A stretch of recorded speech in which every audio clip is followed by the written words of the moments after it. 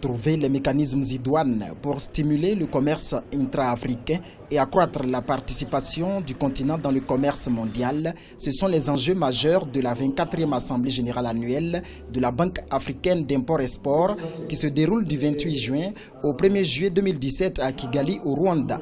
Les experts sont unanimes sur les faibles taux d'échange entre nations africaines.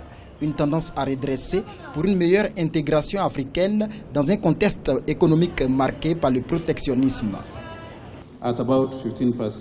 Le commerce intra-africain est faible. L'Afrique enregistre un taux de 15% contrairement à 53% pour l'Asie et 67% pour les Européens. Nous devons surtout relever les défis des infrastructures et de diversification des exportations pour redonner une vitalité à l'économie du continent. Autre diagnostic, la faible participation du continent africain dans le commerce mondial. Un apport estimé actuellement à 3% des échanges globaux.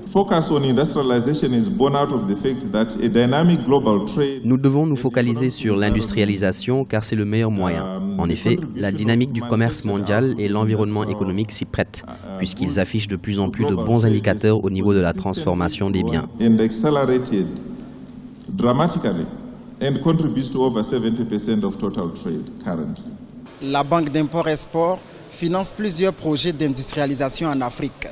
Elle a même contribué à la construction de la zone industrielle du Rwanda.